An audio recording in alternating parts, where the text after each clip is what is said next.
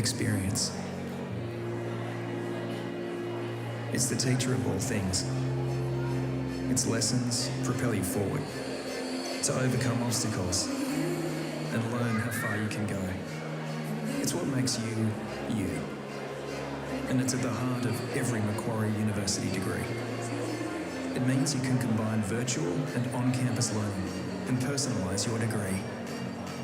With courses co-created by industry leaders and degrees with inbuilt internships, you learn directly from those with experience.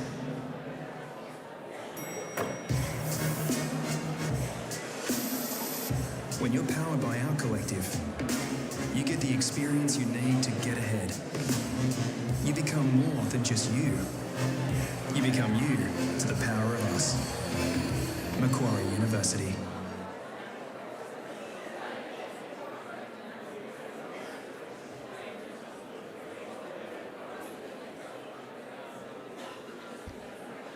Well, good morning and welcome to this morning's graduation ceremony. It's a very special occasion, especially for graduands on my right, but parents and family and friends who've come to support them and share in this great occasion. A few things to go through first, all this housekeeping stuff. Please make sure all mobile phones have been turned to silent. I'd appreciate that. You're welcome to take photographs, but we ask that you don't stand and impede the view of people behind. We don't ask that you don't stand in the centre aisle at any time nor approach the stage. If we need to leave for whatever reason, please follow the directions of security staff. They're here if we need them. We haven't so far, so let's keep our fingers crossed. Graduands, you're not graduates yet, you're graduands. If you've ordered any plaques or frames, please collect those at the end of the ceremony around in what's called the portico, runs parallel to this. There's also facilities for family portraits out the back, directly behind us here, but you have to go outside to get there. So you have proper portraits for yourself as a graduate and then with your family as well. You used to have to fill in a form beforehand. I'm not sure what happens now. If you've left anything in the cloakroom, please collect that as soon as possible after the end of the ceremony. Right. Now, I've bound to have forgotten something, so if anyone can think of what I should have said next, can you let me know? No? Good. I need to talk to graduands now.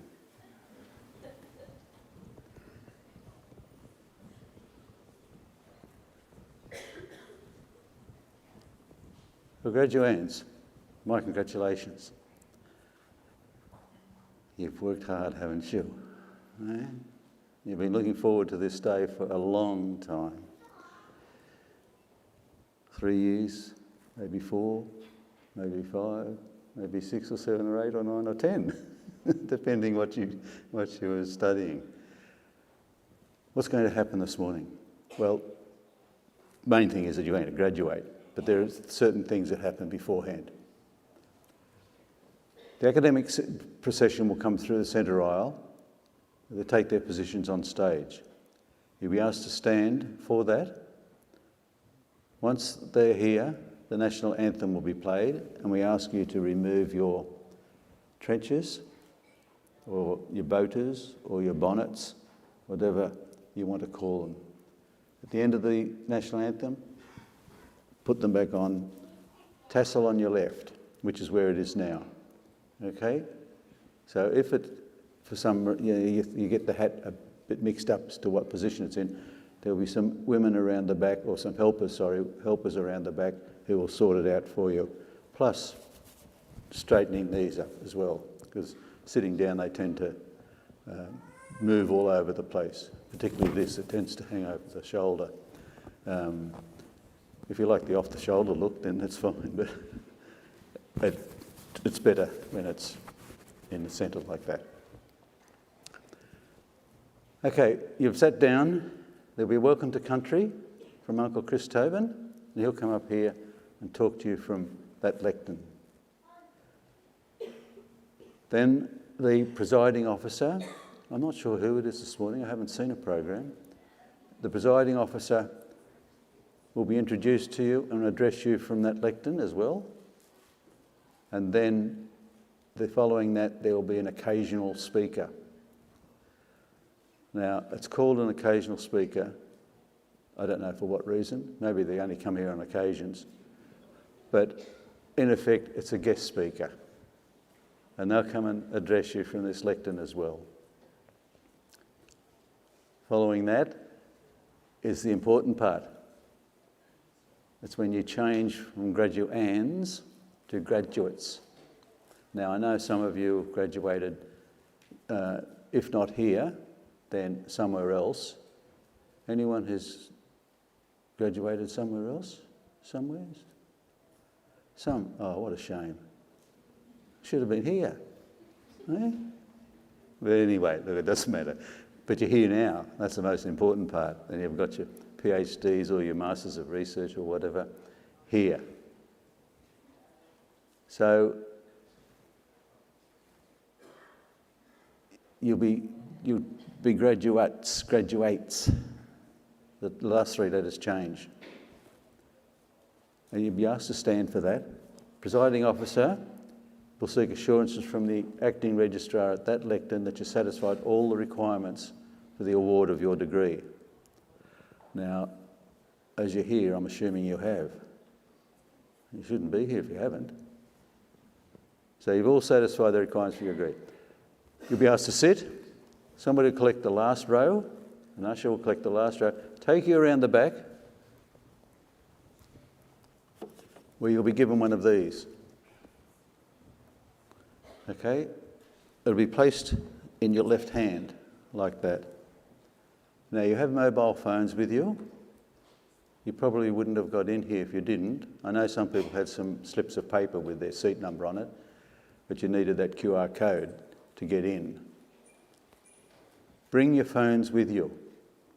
Don't leave anything behind, okay? If you have a pocket, put it in your pocket. That's the best place for it. If not, still bring it, but what we do is we place it in your hand. That's your phone. Come on, imagination's here. That's your phone. We put that in front of it, like that, and you can hold it with your left hand. And left hand is important because the right hand is used for shaking the presiding officer's hand. Now, just on that, if you don't want to shake the hand, just do that and give a slight nod. Okay? It's not whatever you want to do. So you've been given this.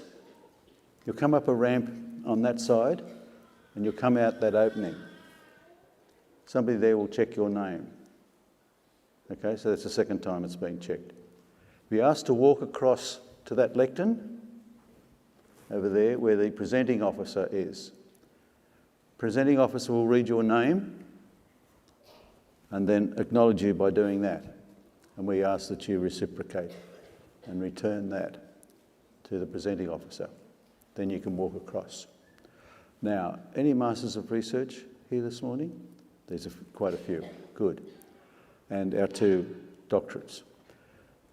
Presenting officer, after reading your name, will read the title of your thesis. Okay? So don't leave that spot before you come across. So you stay there until he's finished or she's finished reading the title of your thesis. Then they'll do that, you do that, then you walk across. Okay? Now, just a couple of things here. If you come across here and you get to here and you say, oh, I forgot to do that, don't worry, you don't have to go back and have another go. Okay? Just keep walking across to here. This is where your official photograph will be taken. Presiding officer's here, shake hands, or do that. The official photographer will be down there. Now, another important part about this, I use the word official photograph. Okay? So you have to ensure that it's the best photograph that's ever been taken of you, okay? The main thing is to make sure you smile, okay? And you've got a lot of time between now and then to practice. Now, why I say that is that when you go around the back at the end of the ceremony, all your photographs will be on a board. And you look at yours and say, I don't like that. You can't come back and have another go, okay? It's one off only. Okay, so photograph's been taken, leave the stage this way. Not down the centre stairs, but this way. Through that opening, there's a ramp down the side there and back to your row. Now, this is important. You won't be in the same seat, except you two. They're yours. So nobody else is allowed to sit in those. Okay? You get booted out if you... Okay, an usher will keep those two for you. That's just a special favour we give PhD candidates, okay? So you come back and you'll sit down. You won't be in the same row, the same seat. When you get to your row, walk along that row until you come to the next vacant seat, okay? Because it works out that if you're the first out, you're going to be the first back. So we want you to keep walking along until you get to the next vacant seat. Okay? You're all here. You've all sat down. One of you fine folk will give the graduate speaker's address. And if somebody would just give me a little acknowledgement that they're the graduate speaker. Who's the graduate speaker? Do we have one?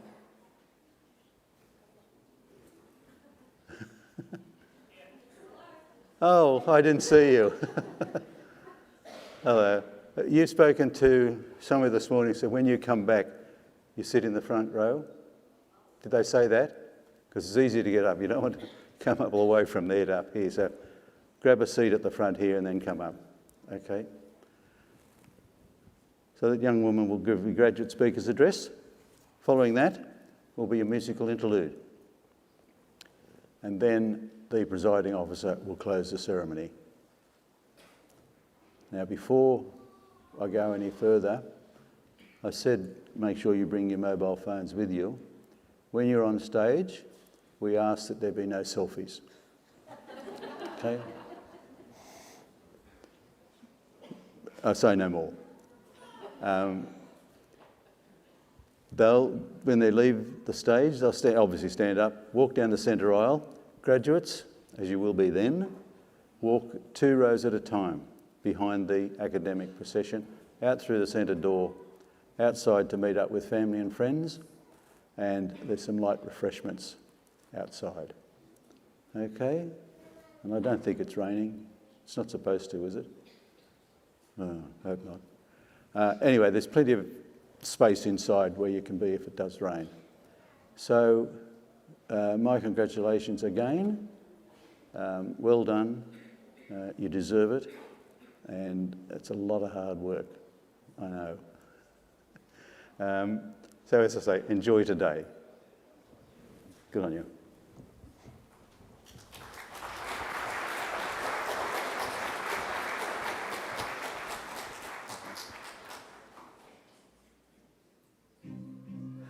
Congratulations on your graduation, the start of a bright future, a future that Macquarie University wants to share with you.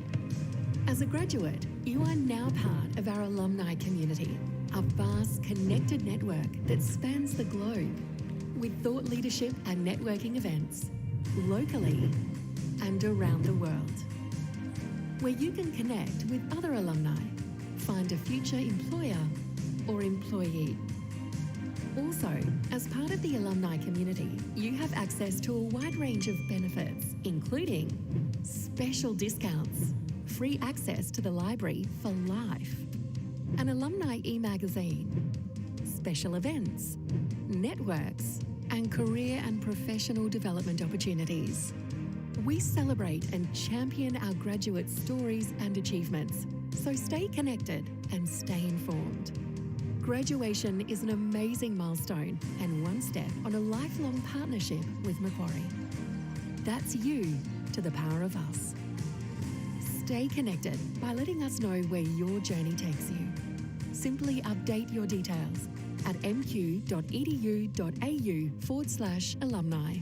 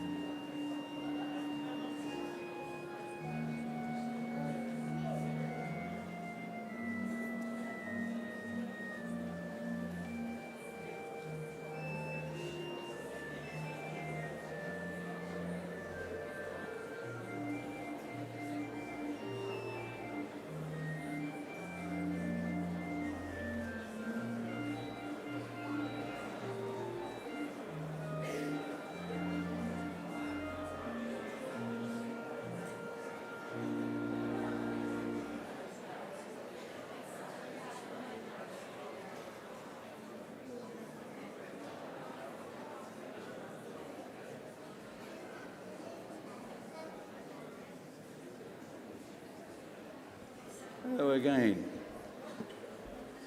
shortly, the official party will enter the graduation hall. When they've taken their positions on stage, Advanced Australia Fair will be played. And we invite you to join in the singing of the National Anthem. Would you please stand for the academic procession?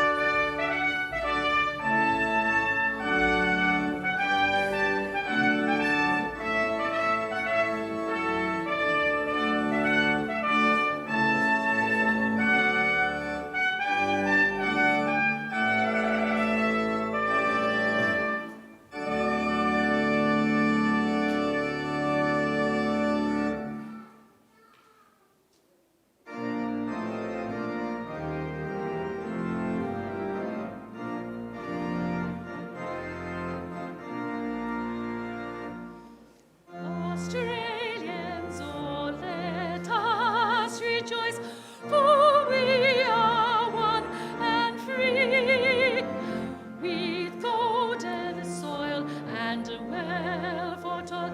Our home is girt by sea. Our land abounds in nature's gifts of beauty, rich and rare. In history's page, let every stage advance Australia fair. In joyful strains, then let us sing, advance Australia fair.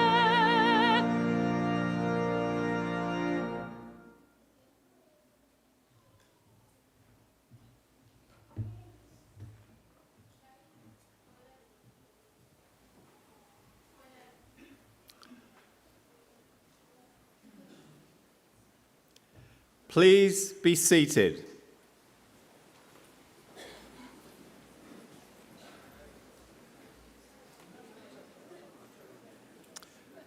Distinguished guests, I would like to invite Uncle Chris Tobin, representative of the Darug people, to offer the traditional acknowledgement of country.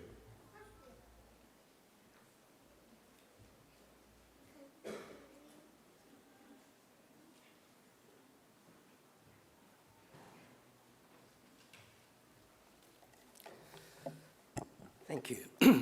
Budri Malinul, everyone. Good morning, and Nalawa. Welcome. I'd like to begin by acknowledging that we gather here today in Wallamata, the traditional country of the Darug people and the ancestral clan lands of the Wallamedigal. I wish to pay my respects to our old people, those that went before us, our ancestors and our elders, and to thank the university for the invitation to come and join you for the acknowledgement of country. For me, it's one of the beautiful and encouraging features of contemporary Australia. It gives us an opportunity to pay our respects to Aboriginal Australia while affirming ourselves as a people that care about what is right and who work together for a common purpose, which is the social and environmental healing of our country. My family, in fact, descend from Yarramundi, a respected elder and cleverman of the Burrabrongal clan during the early years of colonisation. He saw that our survival in this new world could best be secured if we could learn more about it. So he enrolled his daughter Bullangai, or Maria, into the Native Institute, a school set up in 1815 by Governor Macquarie, offering formal education to Aboriginal children. Maria studied there for several years and used her newly acquired skills to lobby and eventually secure some land for herself and her family out along the Richmond Road. Other Aboriginal families soon joined them there during the taking refuge during the brutal displacement of Aboriginal people throughout the 1800s, and the place became known as the Blackstown, where the present-day city of Blacktown gets its name. We are very proud of her, as I'm sure your families are of you here today. And with good reason. Your success is our success. Your advancement, our advancement. Now, that was probably better understood in more traditional times when clan groups were smaller and abided by strict sharing laws, which meant the food that you caught and brought back was distributed throughout the rest of the camp. Your skills and good fortune were thus enjoyed by all. Your efforts literally nourished the rest of the community, and you in turn were looked after by them. Yes, we can live quite beautifully when we work together. Our Aboriginal ancestors certainly lived well in many respects, and I use occasions like this to offer them to yourselves as a model or a benchmark on how good to expect our lives today. You see, when Captain Cook arrived here a little over 250 years ago, he described the people he encountered as one of the happiest people he'd met. They owned nothing, he wrote, but the tools they carried. They were naked, made their shelters from the bark of trees without cutting them down, and fed their families from the earth without excessive tilling or clearing. There was no slavery, no rich and poor, and no homelessness.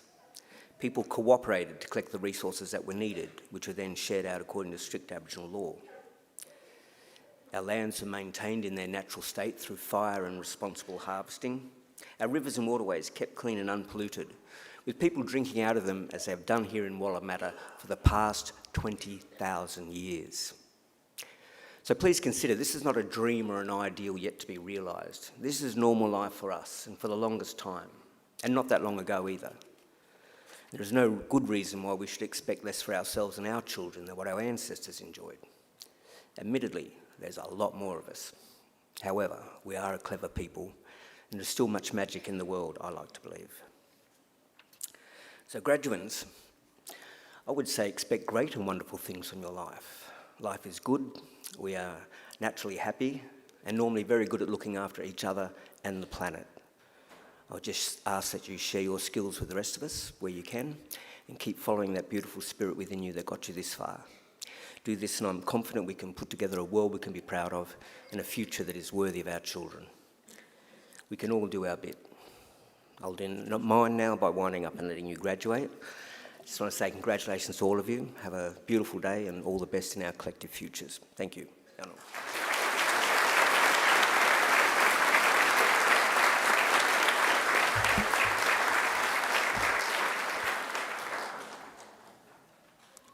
Distinguished guests, I'm pleased to introduce Deputy Vice-Chancellor, Medicine and Health of Macquarie University, Professor Patrick McNeill.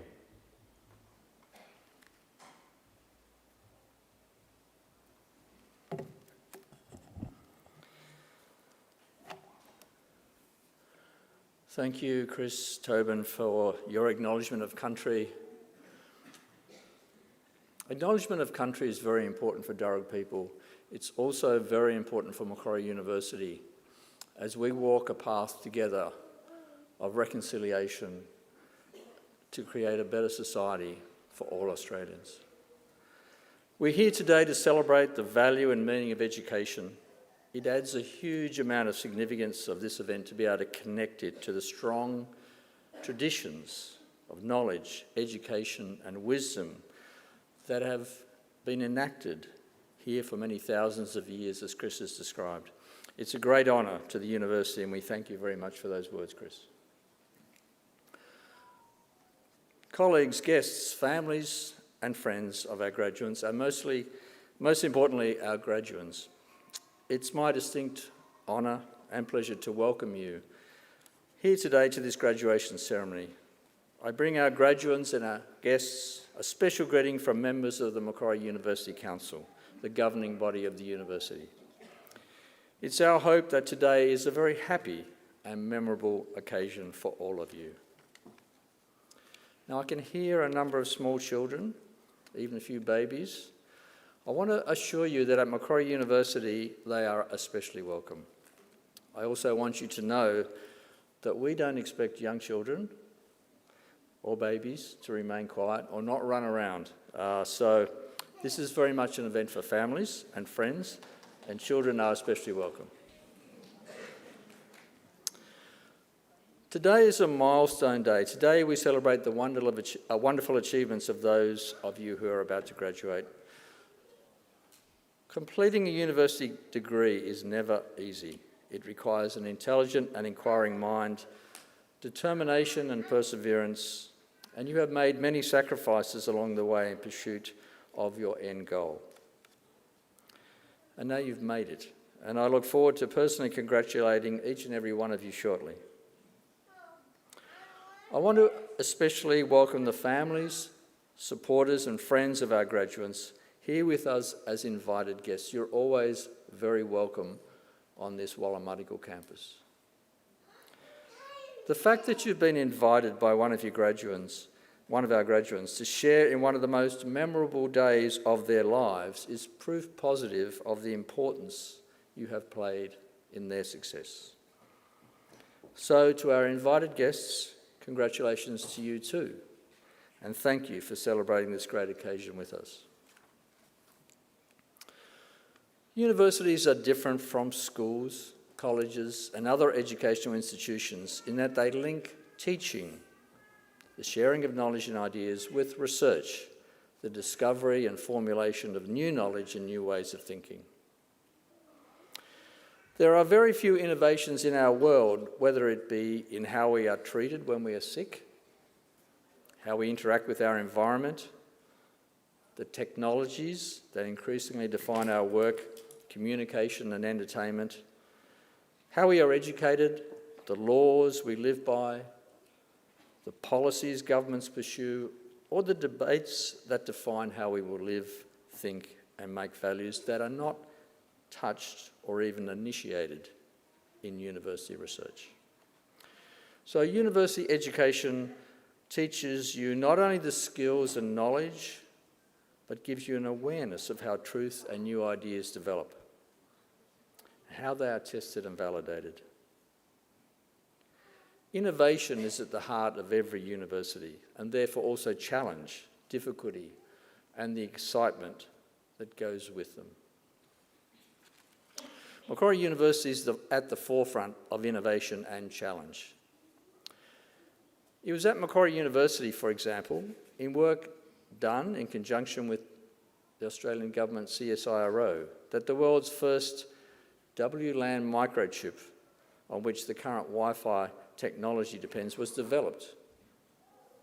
A technology that most of us carry around in our pocket, on our smartphone or other device. It's this spirit of innovation we celebrate, especially in the graduation of our PhD candidates, who are being awarded the world's highest academic qualification for projects that by definition must be original, groundbreaking and forward-thinking, no matter what the field. Everyone who is graduating today has had to confront these challenges of innovation, of new ways of thinking, and change, a process that I'm sure has had its surprises and difficulties and confounding moments, as well as moments of anxiety, uncertainty and stress. But graduates, you have confronted these challenges and won through. You have faced uncertainty and difficulty. You have been assessed against high standards, world-class standards, and you have met them with success. You should be very proud of what you have accomplished. It is no small achievement. The university is certainly proud of you and what you have achieved.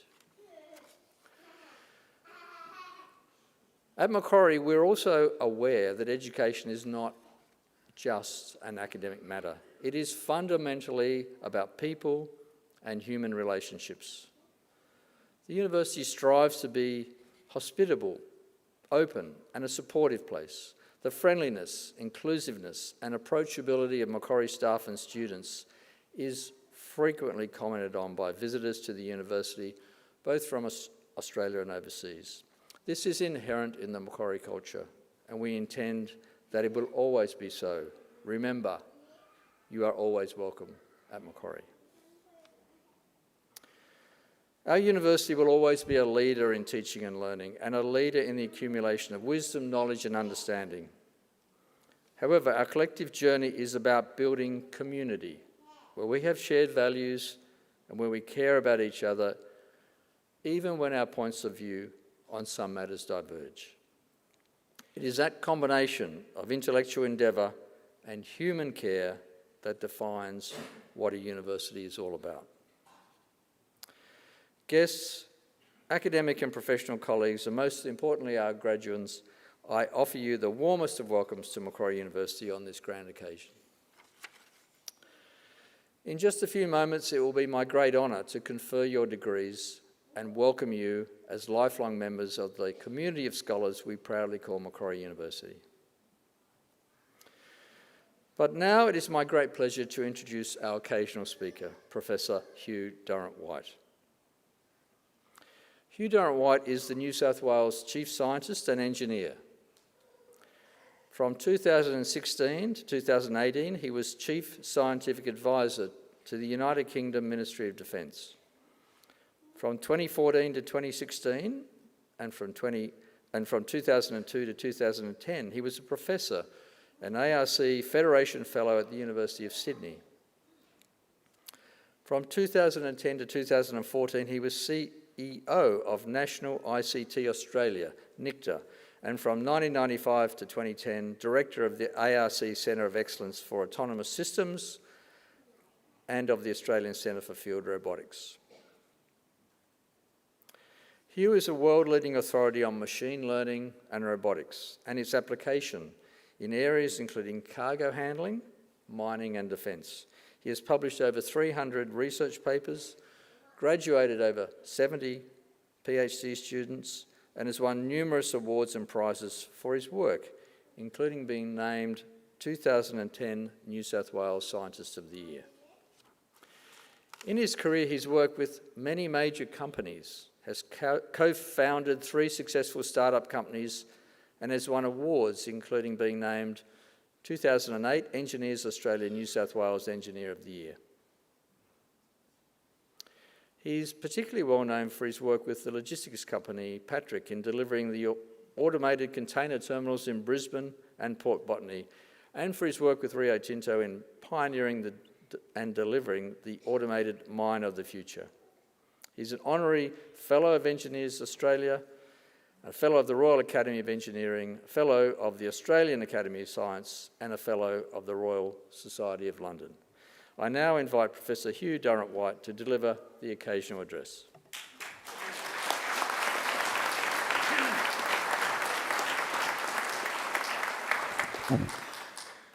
Great. I would like to begin by acknowledging staff, faculty, the guests, but most importantly, the graduates that are here. I remember when I graduated thinking, no more exams. I've finally finished. I can move on with life. And I'm sure you feel the way. I do have to disappoint you at this point. There are still things you've got to do through life which might involve things like that. But it's great to get to this point in your career in general. In thinking about talking today, you just heard from my bio, why is someone like me, and I've given quite a few graduation addresses, talking to a Faculty of Arts? It's not that I am, have a background in the creative industries or anything like that, although I will say I now have an office actually in the Faculty of Arts, in strategic studies, in international studies and so on. So to some degree I overlap. And also I've realised as I've gone through life that, those abilities to basically think policies, to try and do things, to influence what's going on in the world, actually lie a lot in the things that you have been taught as part of your courses and so on. In fact, truthfully, many of my engineers and scientists lack those kinds of skill sets. And I'm going to sort of tell you a little bit about how that might all come together. But the one thing for me that glues it all together is a kind of a statement. May you live in interesting times. It is popularly attributed as an ancient Chinese curse, But I understand, in fact, it was actually first came to Western attention, at least, through Neville Chamberlain, when he was trying to negotiate peace deals with Hitler back in the 1930s. And it really is a curse in some ways, but it is also an opportunity. So let's kind of try and unpack that, because I do think today we are indeed living in very, very interesting times, more interesting than I would care to admit on some occasions. There are lots of books, lots of articles. Everything you see at the moment is what the hell is going on with the world, right? Wherever you look, where there used to be stability, whether it's Europe or the US or wherever, it no longer looks anything like what it used to do. And even, truthfully, in our own backyard, all right, where we like to think we live in the lucky country, it is genuinely a very challenging experience in everything that you do. Part of my sidelines in my job is I'm also the Commissioner for Natural Resources, and I'm also the Commissioner for Net Zero. So I have to look after the government's transition to this new renewable energy net zero scheme, and I also have to manage the fact that climate change is causing real big changes in our forests and our rivers and so on. And the social issues that go along with that are absolutely critical in everything that we do and think about. So let me try and bring it out by talking a little bit about something I did a couple of years ago, or 5 years ago now. I was very privileged to spend 2 years as Chief Scientific Advisor to the UK Ministry of Defence. So I'd lived in Australia for nearly 30 years, and I went back to London, and it was kind of like being back in London as a student. I was an undergraduate in London University, except I had money and no family, so you could do anything you liked, if you liked. It was a really, really good experience.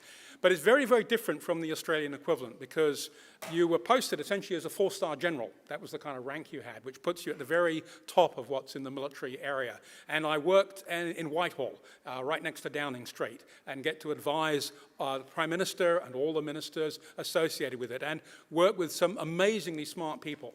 Not just people living in the military, but civilian experts and a range of different people in lots of different ways. And it was an enormous eye-opener about what makes life interesting in the world today. We used to have Monday morning meetings, 9 o'clock in the morning. We'd all come in. There'd be me, the head of the Defence Forces, the minister, and this kind of thing. I'm just supposed to provide the scientific advice, but truthfully, I'm listening to what's going on. And every morning, we'd get a rundown of the deployment of all the Russian troops, where the submarines were, what was going on in the Middle East, all those sorts of things that you read about in the newspaper, but at a level of detail that makes it very real and very, very scary, if you see what I mean. And a lot of people used to say, we have been at war probably for most of the last 100 years. It's just that it isn't in the public domain in some kind of ways. There's been this interest in these conflicts that have been going on between different ideas of democracy, of individual abilities, of individual and entrepreneurship, and all the sort of things that we think about when we read the newspapers and so on. It was a great opportunity to listen and hear those people and to contribute to policy in these areas, to really try and say, maybe there's a different way for doing these sorts of things. Maybe there is some way that we could influence other things. And I will say it did feel that we were at the center of what was going on globally, even if my role in that was a very, very, very small part. One thing I did, which I thought was really influential, was I restarted a process of playing war games. So instead of, as used to happen, people just used to think it up and say, we'll buy this and we'll do that and so on, to actually get people involved in saying, if we had a conflict, what would we actually do? And how would we prevent going to war, if you see what I mean? And in fact, one of the games we played when I was there was a war in the Ukraine, okay?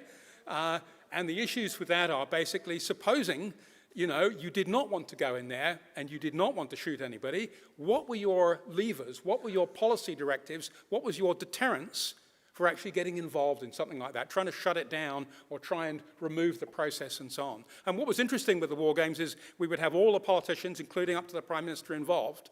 And certainly at the outset, no one really knew what to do, because we were not used to the way that we could, if you like, address these sorts of conflicts where there's lots of grey zone, where there's lots of innuendo, where there's lots of misinformation and all of these sorts of things. And it actually changed the way that we thought about this stuff. It changed our thinking around a new idea called modern deterrence, which is maybe the way that we need to think about these operations is to is to talk about it, is to make it, put it out in the open, is to really think about how we actually deploy incentives and opportunities that we have in a democracy to really try and pin down and shut down wars and conflicts and things like that. Not everything's successful, but some of these ideas indeed did get rolled out in conflicts that are happening now in Europe. The development also of strategy around other types of deterrence. As you heard, my background is in autonomy and machine learning. This is a change in what's going on around the whole world at the moment, and the ability to integrate that into different policy-making decisions and to educate politicians in what's really possible, what is not possible, and how these sort of things should be used has been very, very important. And one of the things that I really got out of that at the end of the day, and I think the most important lesson for you, is what really drives good decisions, good policy making, the fact that we will see tomorrow morning in a better light than we saw yesterday morning, is this kind of individualism, this innovation, this entrepreneurship, this ability for everyone to make a contribution to these things, no matter what. Don't stand in line and do what everyone else is doing. Put your own opinions out there and really be up there to discuss and understand how valued and how useful they will be. So even as a lowly chief scientist amongst all this mix of very, very superior people, I could have real influence on global affairs. And you too can put yourself in a position to do exactly that. Individualism, entrepreneurship, and innovation. These, in my view, are what's driven modern Western civilization in the last 50 years. And it's a question of how we use that in a socially responsible way to ensure that, in fact, our interesting times become hopefully less interesting going into the future. I've read a lot of books on these things, and I'm currently reading a rather interesting one called Peak Human. I don't know whether anyone else has been reading it. It's by a guy called Johan Norberg, and it basically runs through a whole range of past civilizations that have been great and have also failed. So Athens, Rome, the Assabin, can't get it right, the Caliphate in Islam, the Song Empire, the Dutch Republic, places like that. And it's really a very interesting read because the conclusions come through hugely through it. It's what's really made these places stand out are actually individuals who really have that innovative spirit, who really have that entrepreneurship. As my wife likes to say, there may be no I in team, but there's 5 of them in individual brilliance. All right? And that's the way you should think about these things. But it also says that when we're prepared to accept the absolute average norm and we hand over our responsibilities to just a subgroup of people who try and run things, that's when we fail. That's when these great cultures have disappeared. And so we always need to be out there offering our own opinions and our own views and making sure we discuss them rationally and everything else that goes along with that. Great civilizations fail when we're prepared not to do that kind of thing. So may you live in interesting times, and also may you make them slightly less interesting as well in the future. Thank you.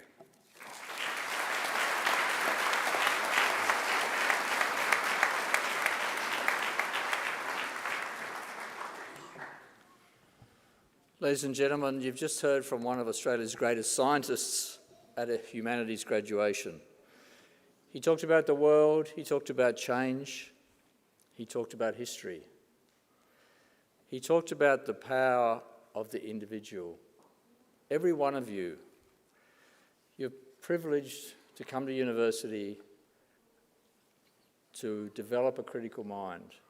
We all have a part to play in the world around us, the changing world around us. Please let us have another round of applause to thank Professor Hugh Garrett-White.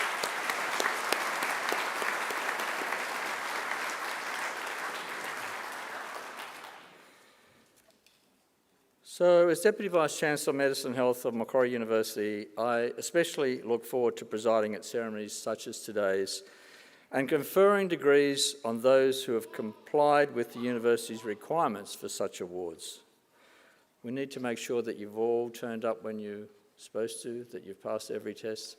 And so I'm going to ask our Acting Registrar, Professor Simon Hanley, to formally certify the eligibility of those who have met the requirements for these awards. Deputy Vice-Chancellor, I certify that all the candidates presented here today and those that are absent have satisfied the requirements of the Academic Senate for the degrees they are to be awarded. Would all candidates for admission to degrees please stand?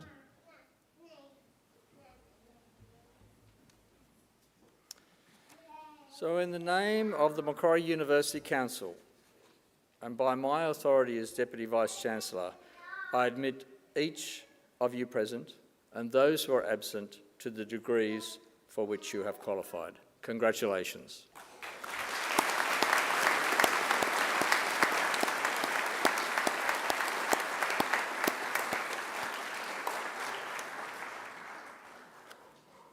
Graduates, please be seated.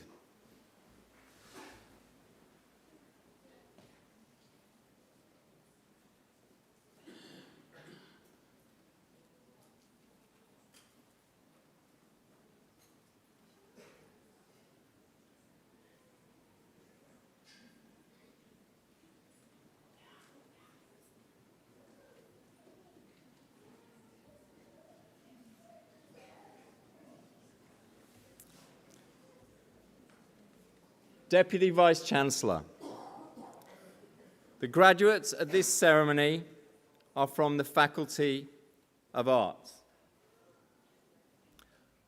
I now call on Professor Chris Dixon, Executive Dean of the Faculty of Arts, to present the graduates. Professor Dixon.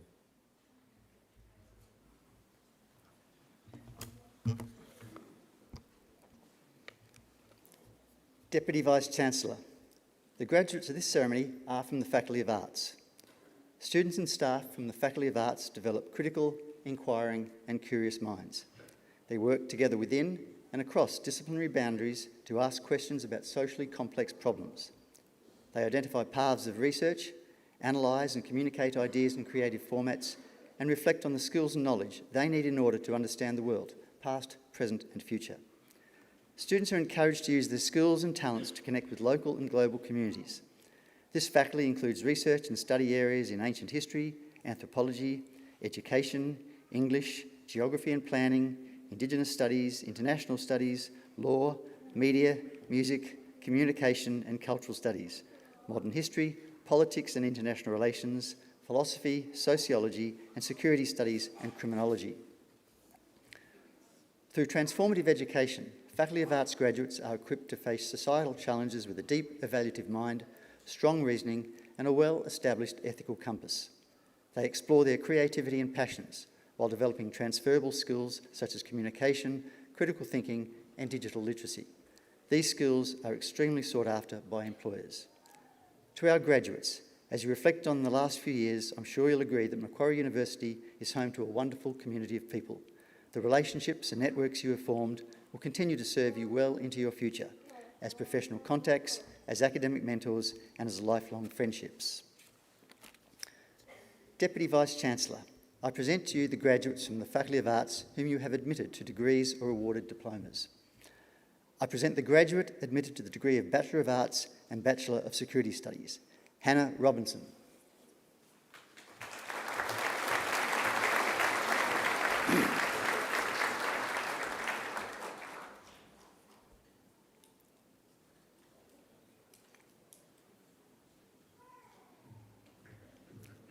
I present the graduate admitted to the degree of Bachelor of Arts with degree of Bachelor of Science, Amelia Coffey.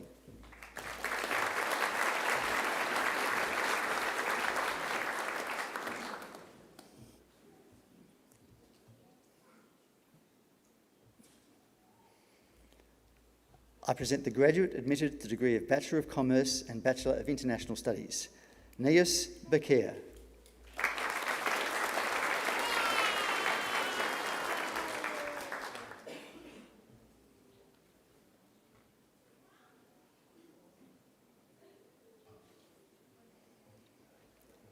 I present graduates admitted to the degree of Bachelor of Commerce and Bachelor of Security Studies, Eliza Ashe.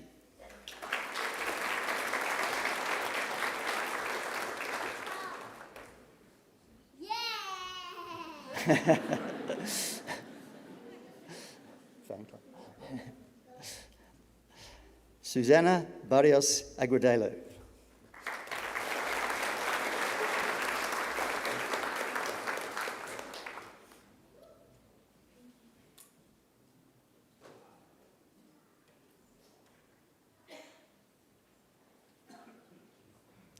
Ryan Park.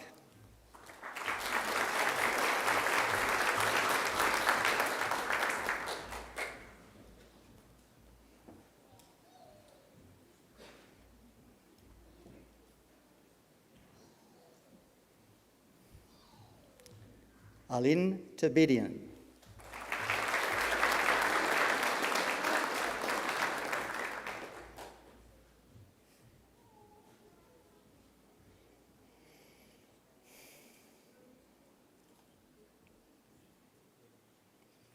Jaden Tranchow.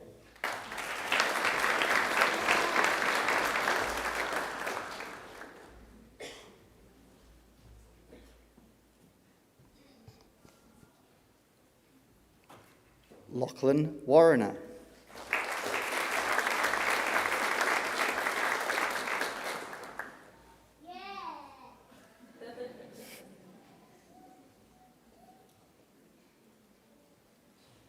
I present graduates admitted to the degree of Bachelor of Arts. Maxim Angelos.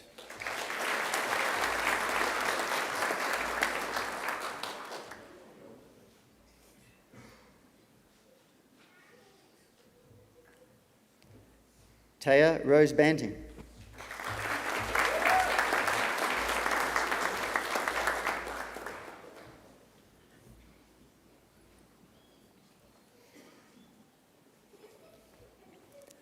Veronica Choi.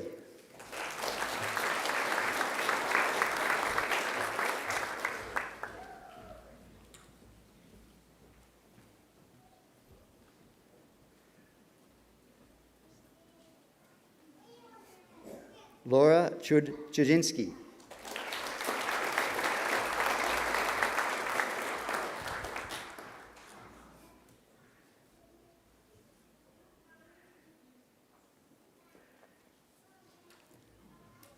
Lillian Cooney.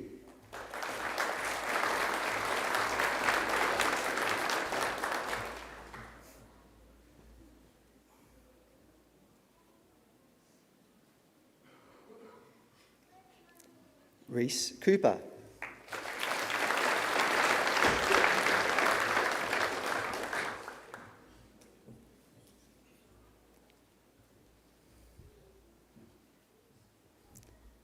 Shotabatri Das.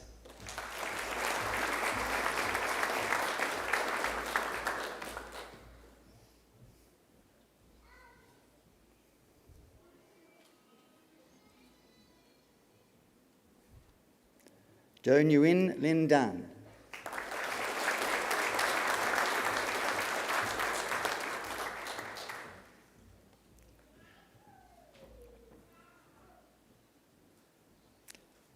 Bodie Edwards.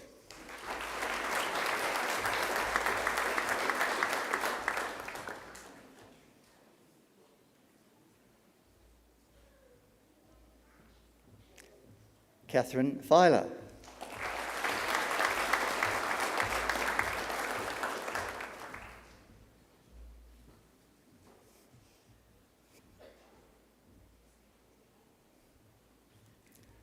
Julia Renee Faldia.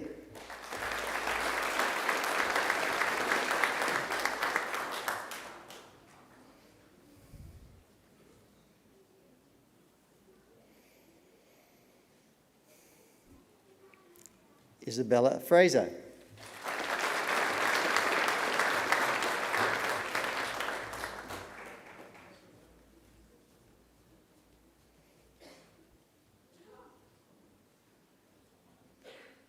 Laura Gilbert.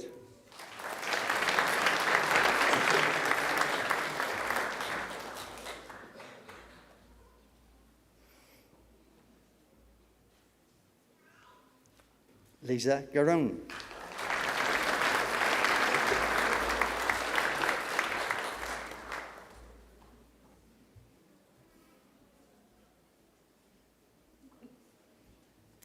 Gabriel Hartke.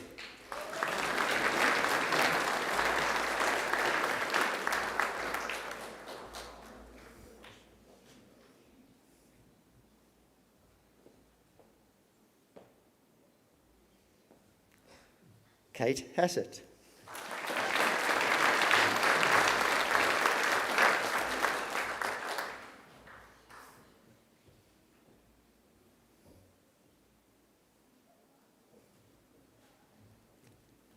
Can Nguyen.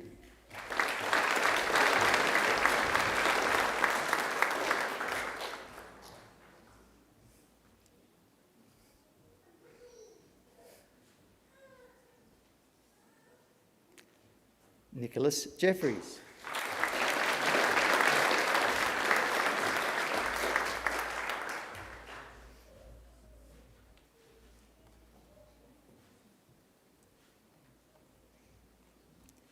Ethan Joes.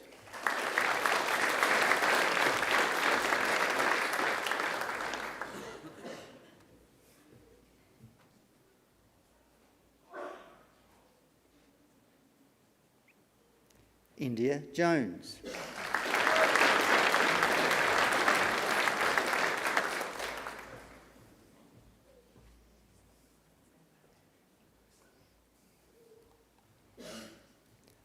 Anchisa Kalinta.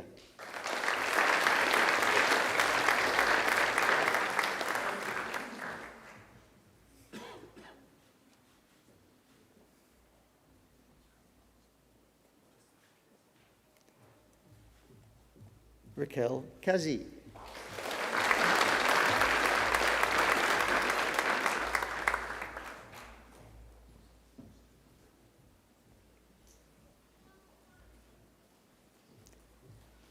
Rajneet Lal.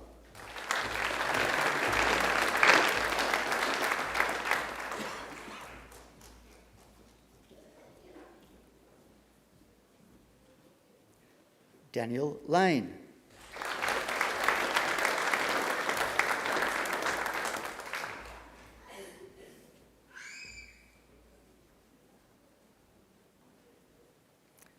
Ji Yoon Lee.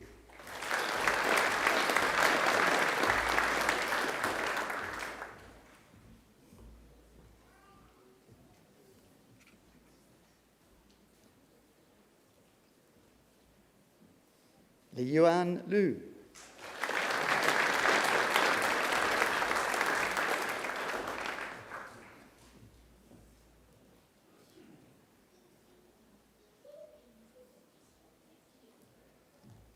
Bao Nguyen Lo.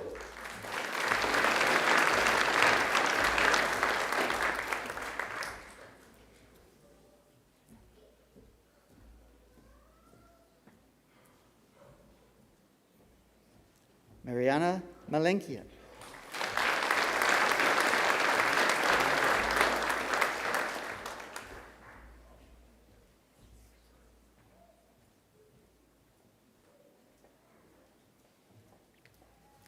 Elizabeth McGee.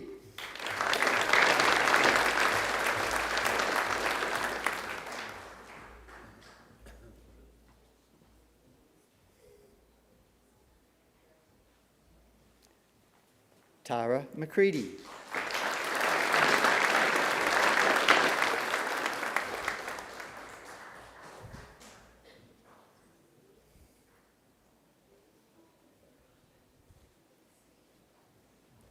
Sophia McLennan.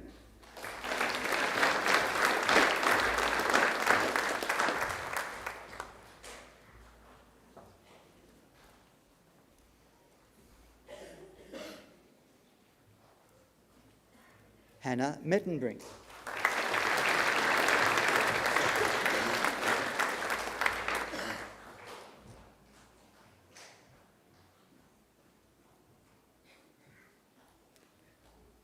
Liam Murant.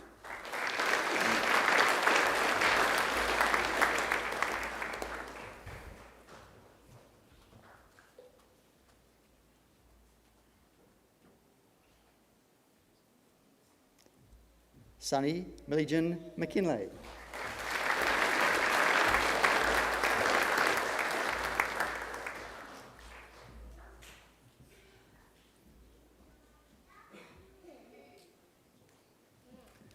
Katerina Milosevic.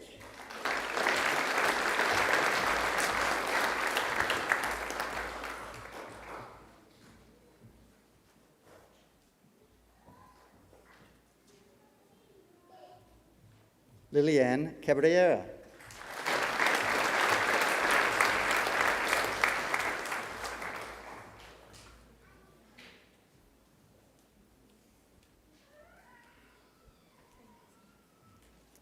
Rawa Nazha.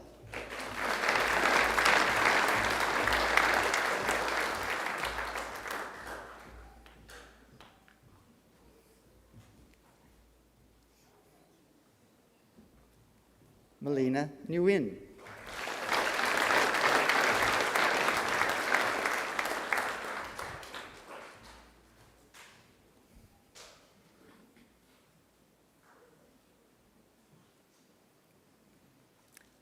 Declan Nicol.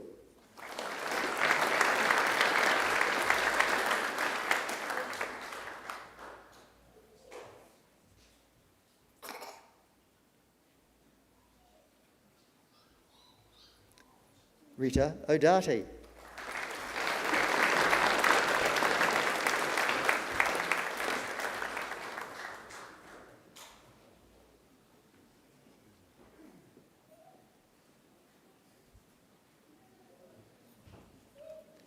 Serene Paligadera.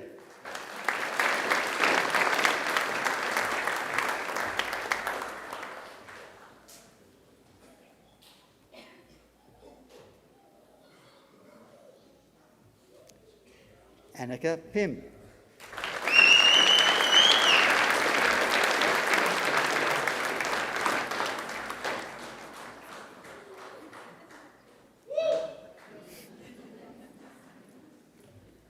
Sky Riley.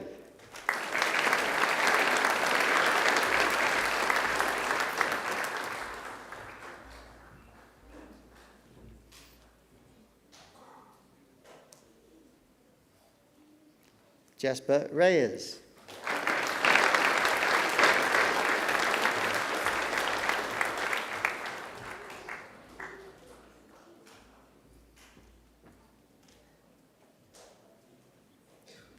Christopher Sabahi.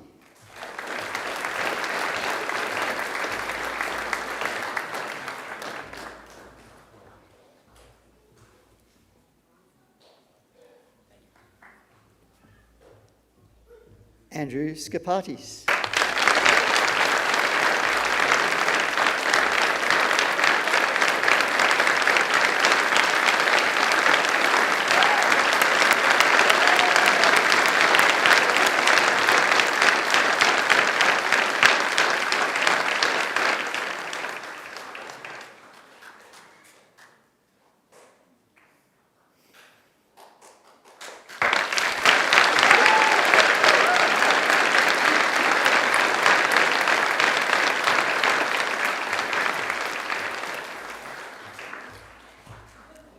Dominic Smith.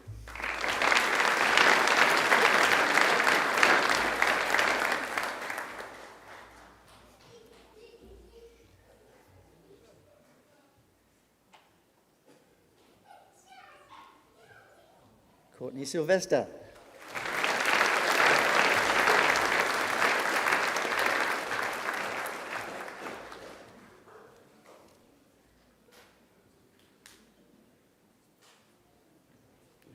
Charlie Chechenian.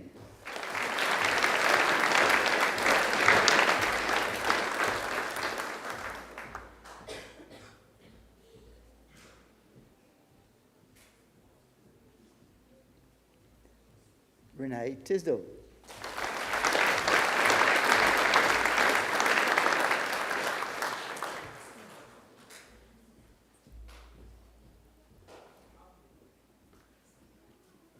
Hannah Watton.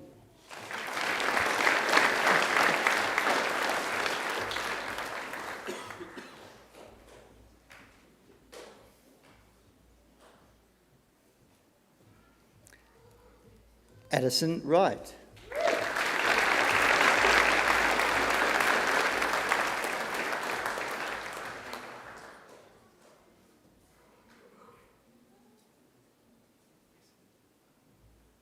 Zichan Shu.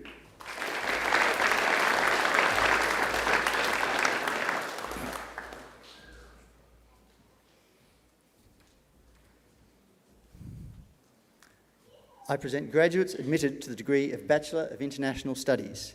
Nathan Kim.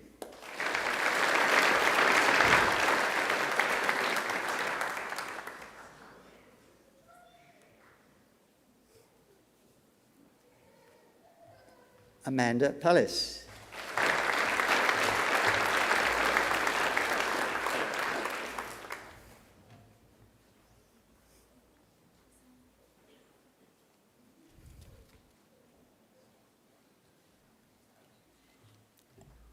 Roshanak Prasad.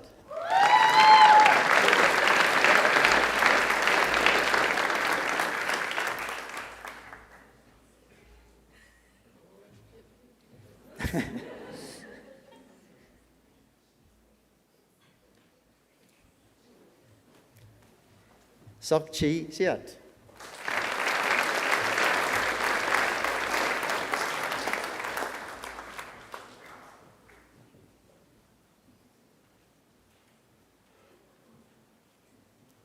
Ruby Vass.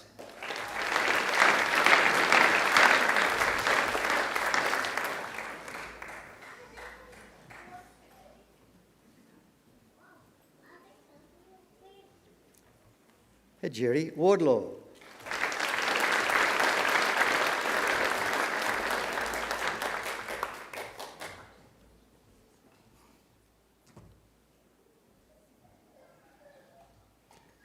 Jenny Jang.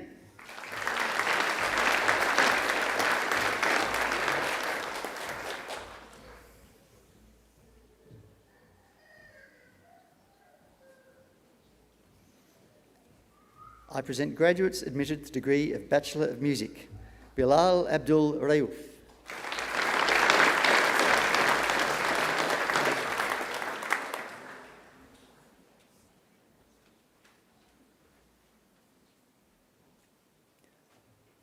Kiri Jensen.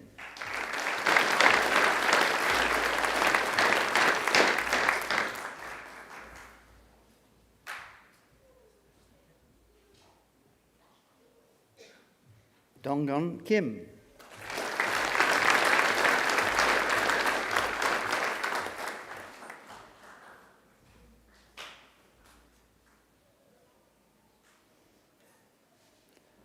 Luke Nota Angelo.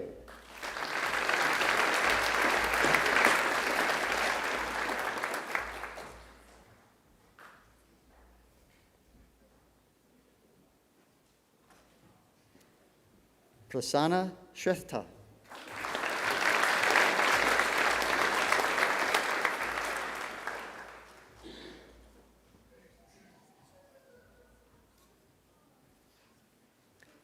I present the graduate admitted to the degree of Bachelor of Philosophy, Robert Butlielu.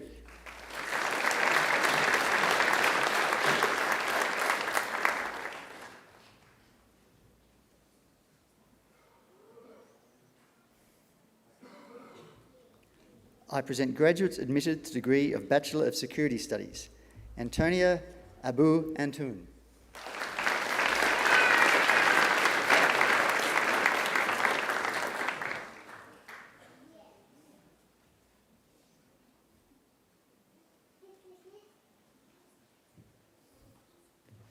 Suzanne Abraham.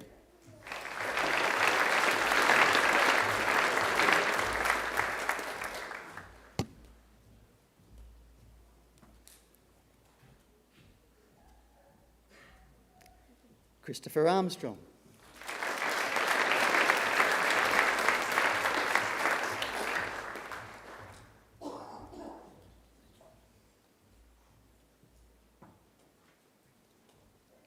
Jordan Balcombe.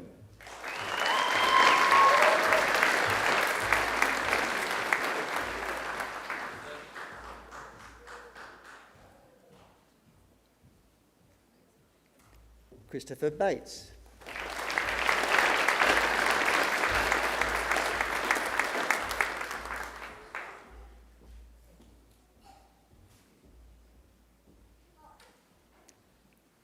Gabriella Bishop.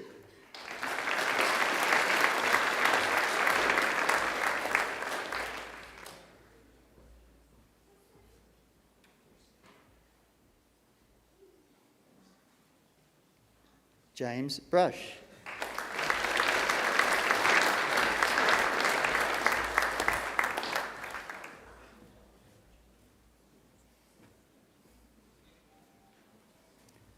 Ahmad Boot.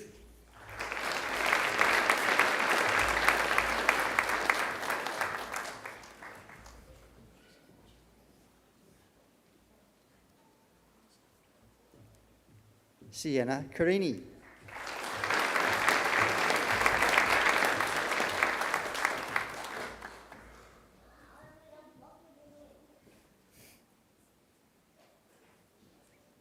Molly Day.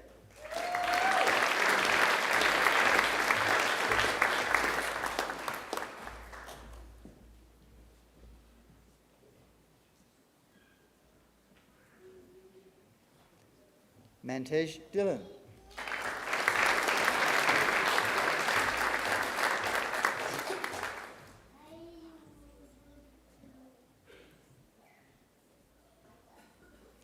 Zachariah El Sayed.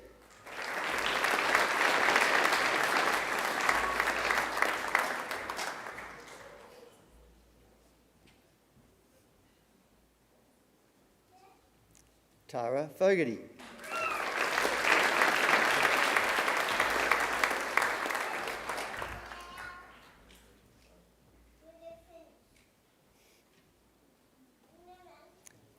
Catherine Ford.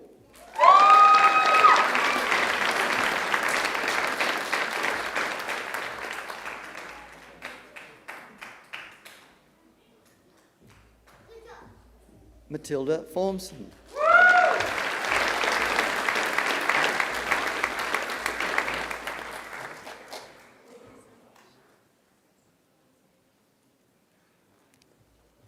Finbar Gallagher.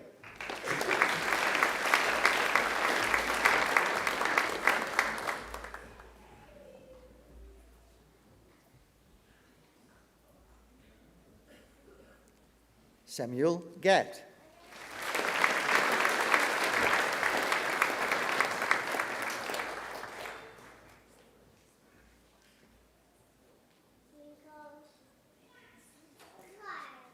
Harrison Goodwin.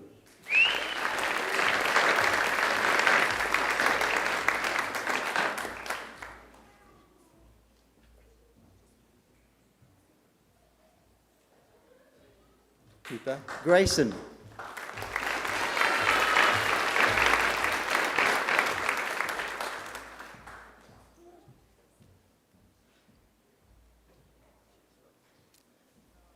Kingsley Hornshaw.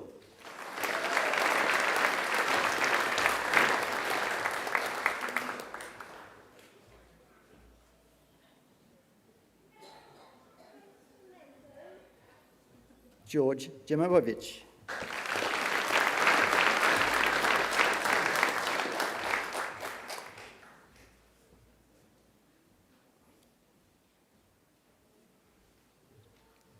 Ada McIntyre.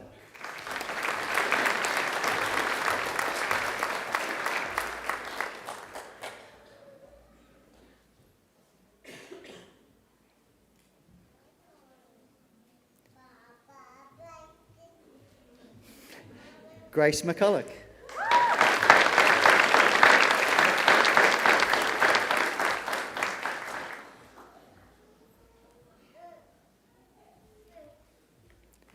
Marcus Mina.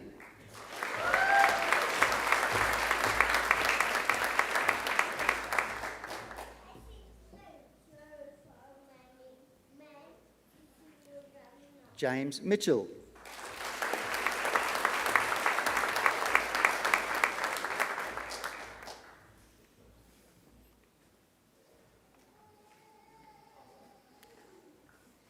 Tommy Namovsky.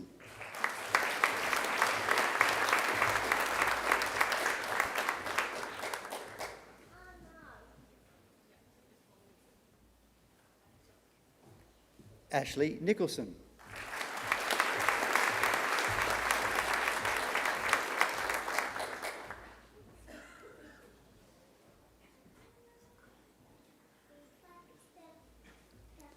Luke Patterson.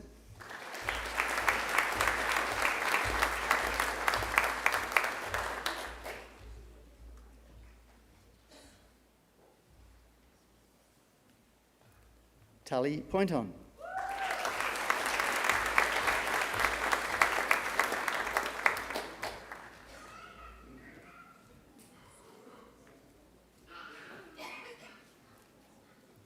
Benjamin Randall.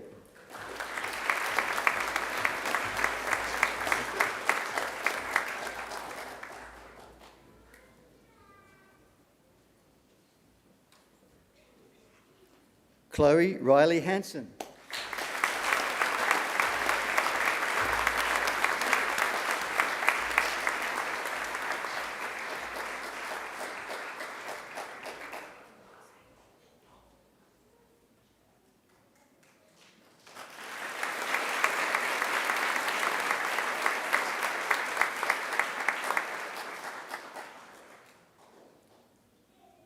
Maya Sathaya.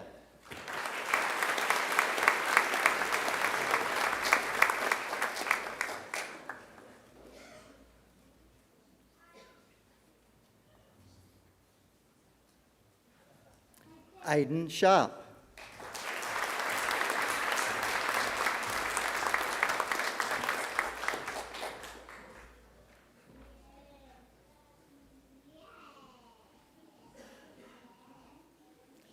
Riley Simpson.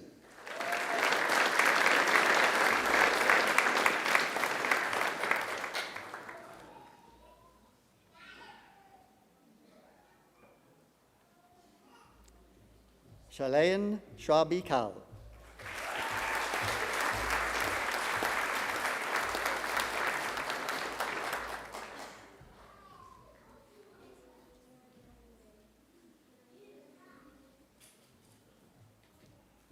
Sarah Tanuna.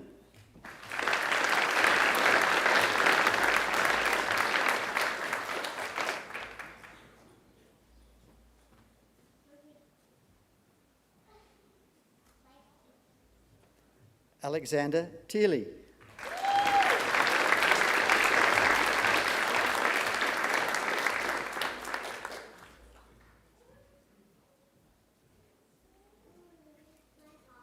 Z.P. Wang.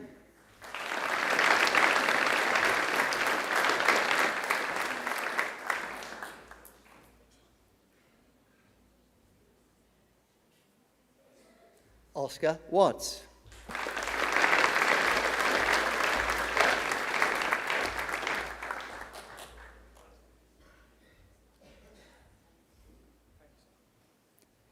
I present the graduate admitted to the degree of Bachelor of Security Studies and Master of Counter-Terrorism, Adam Bourne.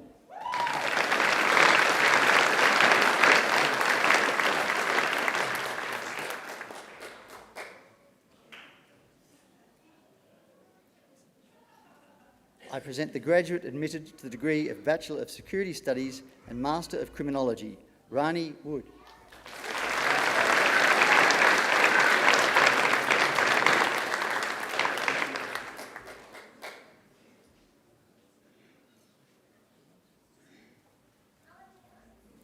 I present the graduate admitted to the degree of Bachelor of Security Studies and Master of Intelligence, Kyron Timar.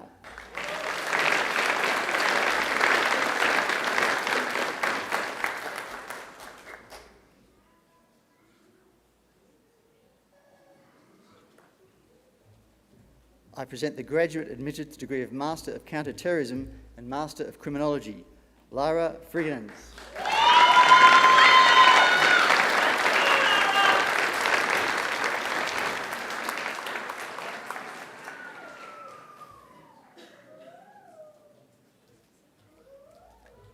I present the graduate admitted to the degree of Master of Counter-Terrorism and Master of Intelligence, Rebecca Robbins.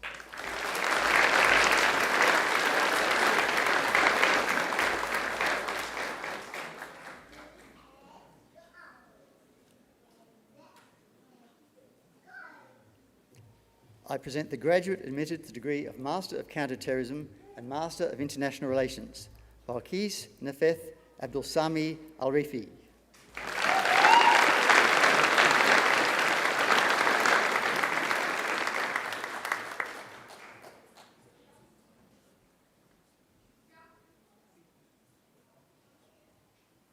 I present the graduate admitted to the degree of Master of Creative Industries and Master of Creative Writing, Ananya Sanjeeva Azad.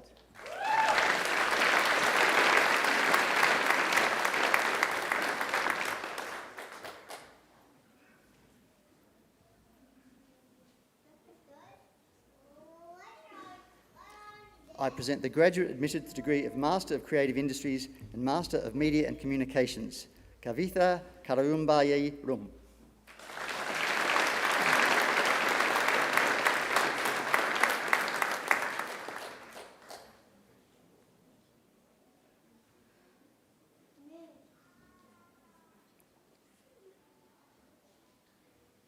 I present graduates admitted to the degree of Master of Criminology and Master of Cyber Security Analysis. Harsha Narayan.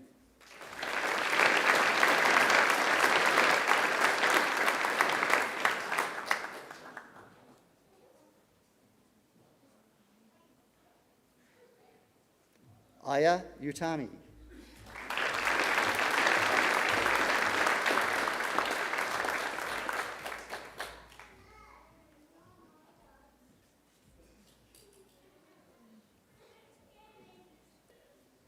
I present graduates admitted to the degree of Master of Criminology and Master of Intelligence. Jessica Alduko.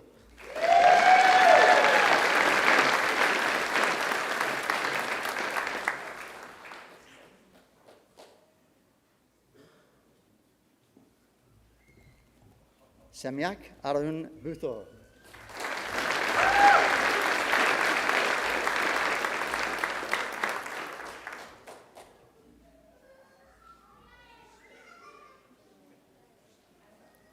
I present graduates admitted to the degree of Master of Cybersecurity Analysis and Master of Intelligence. Rodolfo Balute II.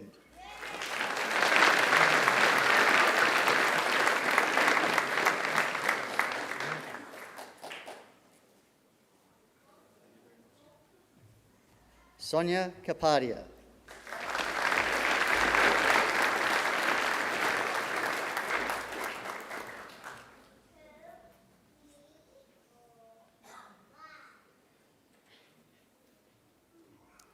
Teague Mirabel.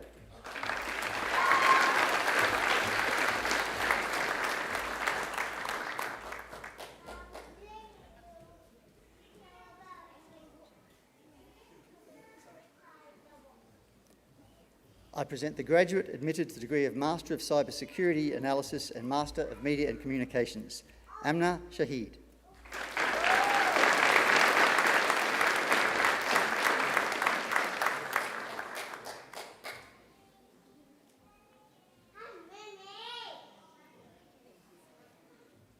I present the graduate admitted to the degree of Master of Intelligence and Master of Security and Strategic Studies, Thomas Midson.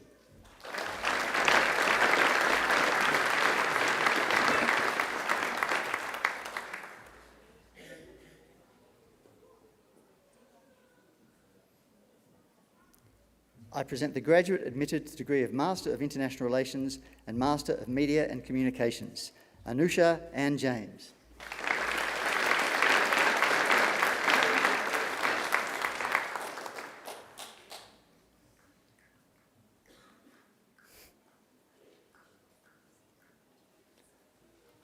I present graduates admitted to the degree of Master of International Relations and Master of Public and Social Policy, Michelle Angelo.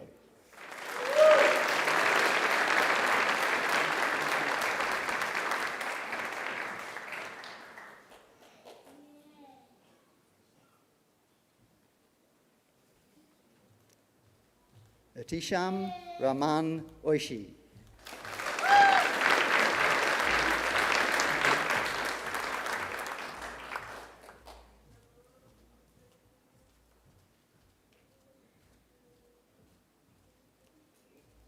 Mohammed Mushfika Ramu.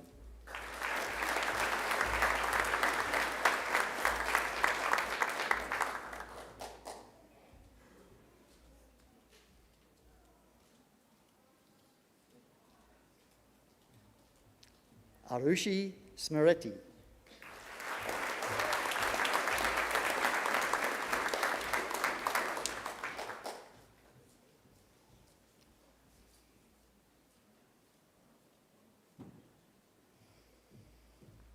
I present the graduate admitted to the degree of Master of International Relations and Master of Security and Strategic Studies, Francis Thomas.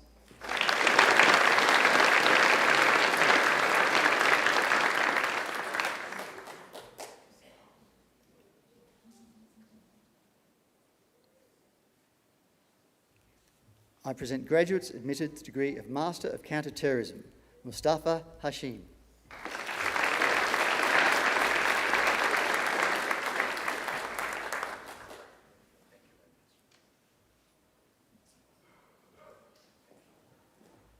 Michaela Ross.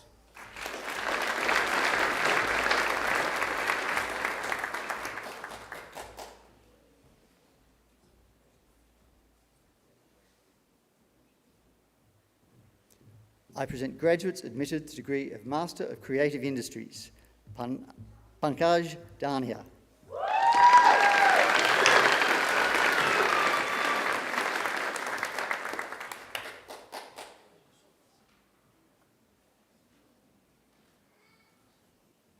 Daniel Glasson.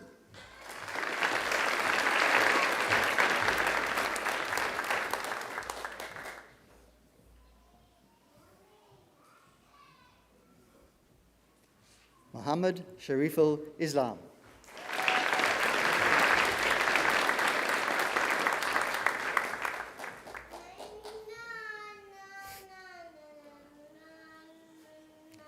Lee Lee.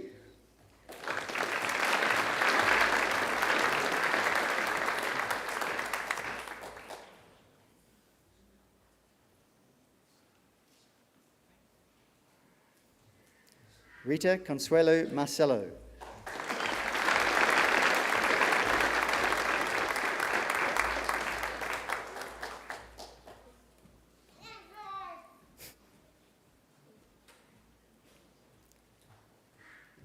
Ghazali Shoibi.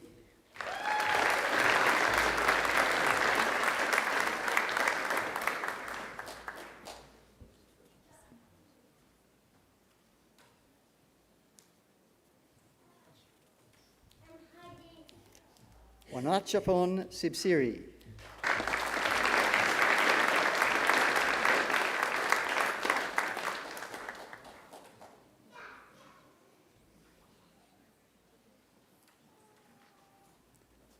Chow Bao Kim Tran.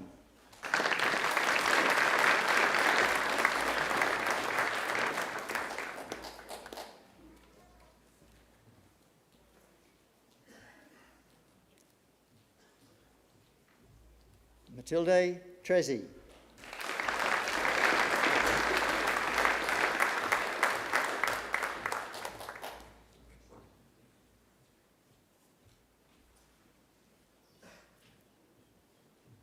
Quinn An Vo.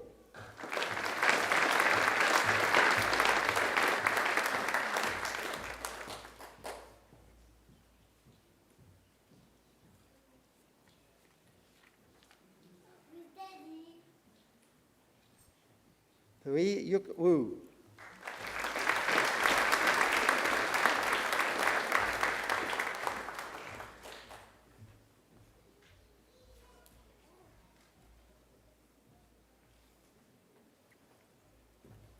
I present graduates admitted to the degree of Master of Creative Writing. Sarah Corridon.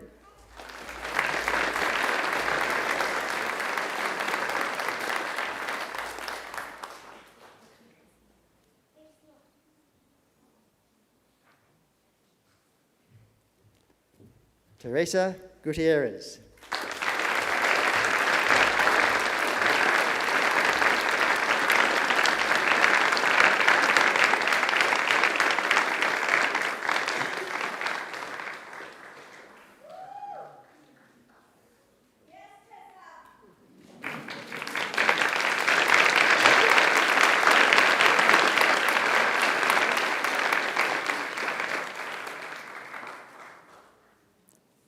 Samantha Coe.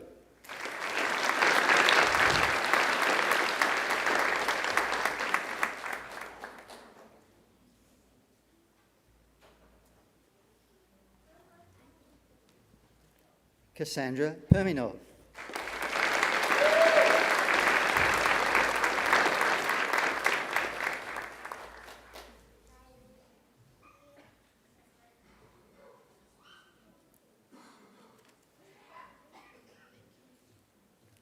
Sonali Sood.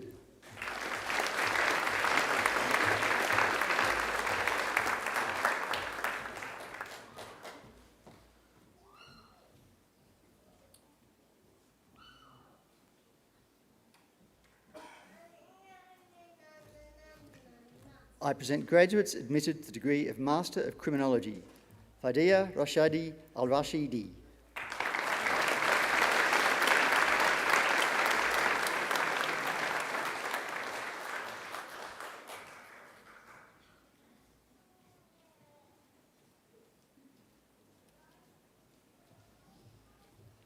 Natalie Atala.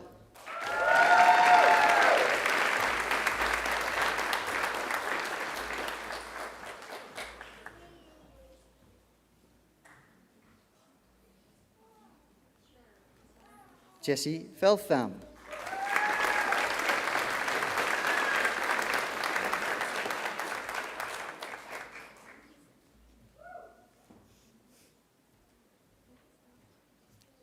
Steffi Matthews.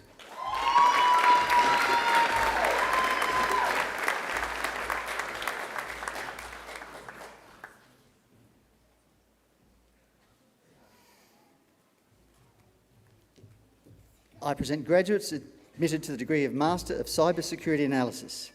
Palanita Malika Atoa.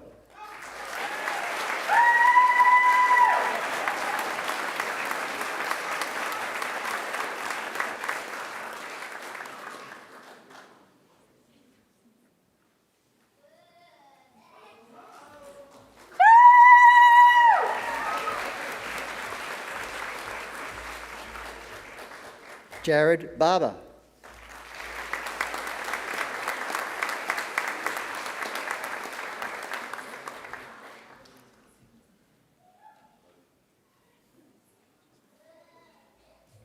Ranbir Nanra.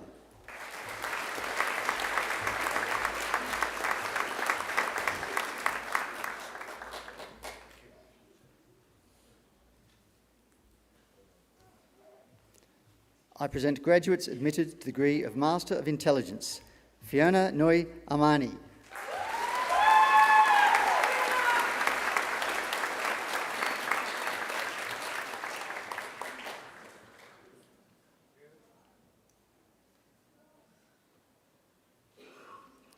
Ashley Beale.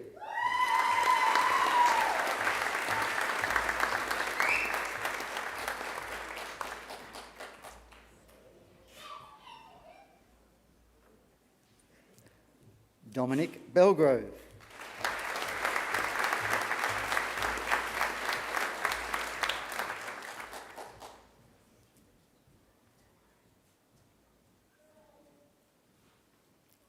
Elias Francis.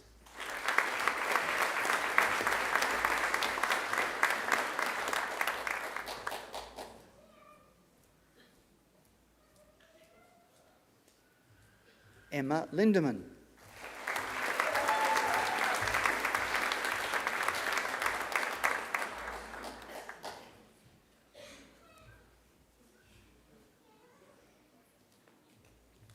Rani Lugg.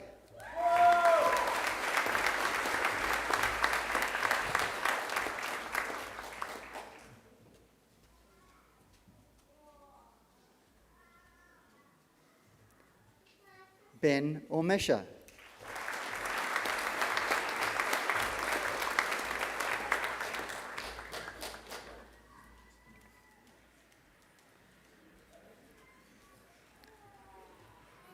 Brooke Schwenker.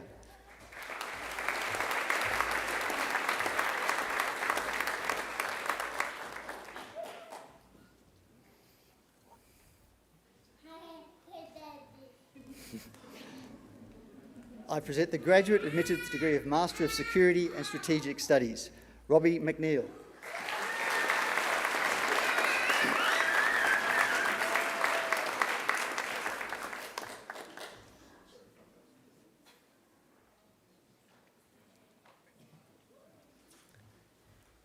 Deputy Vice-Chancellor. A higher degree by research is awarded to a graduate who has successfully completed a program of study in which the defining characteristic is research. Our Master of Research is a 2-year full-time equivalent research training degree consisting of research-based coursework, postgraduate research training, and a major research project. Graduates are focused on a specific research topic to produce a thesis of up to 20,000 words. I present graduates admitted to the degree of Master of Research. Jordan Borg for a thesis entitled "It Was All a Meme, Examining the Strategic Utility of Lone Actor Right-Wing Violent Extremist Manifestos."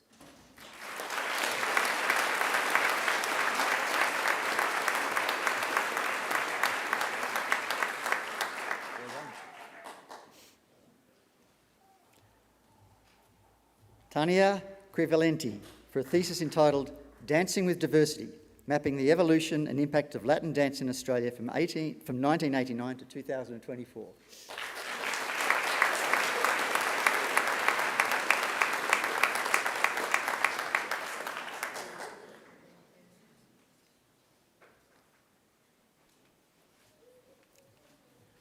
Kelby Francisca for a thesis entitled Ethical Criticism in Fictional Engagements.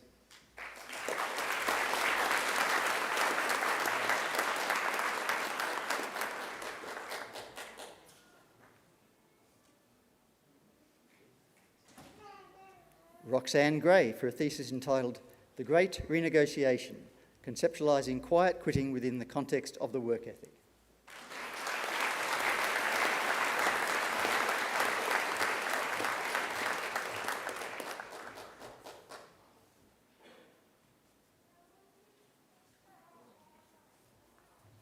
Jasmine Oak for a thesis entitled Handsome, Clever, Rich, The Unhinged Austinian Women in Emma and Persuasion.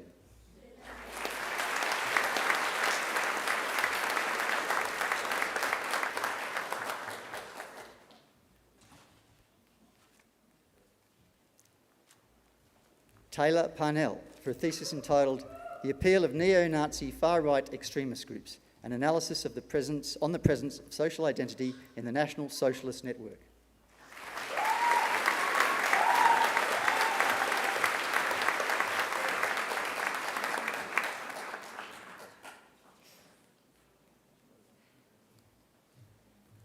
The Doctor of Philosophy is awarded to graduates who have demonstrated the capacity to conduct research independently by forming a distinct contribution to the knowledge of the subject and to afford evidence of coherence and originality shown either by the discovery of new facts or by the exercise of independent critical power. I present graduates admitted to the degree of Doctor of Philosophy.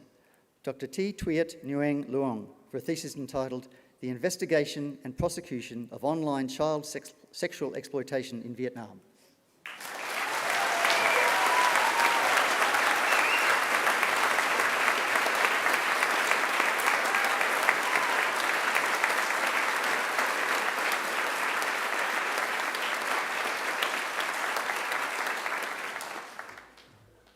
Dr. Thomas Montefiore for a thesis entitled The Limits of Play.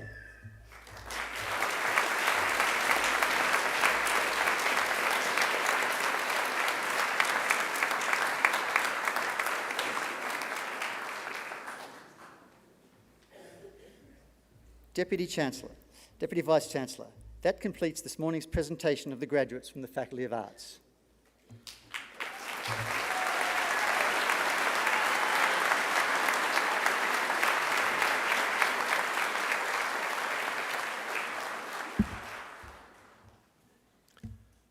Deputy Vice-Chancellor, I call on Roshanak Kusum Prasad, who graduated with a Bachelor of International Studies, to speak on behalf of the graduating group. Roshanak Kusum Prasad.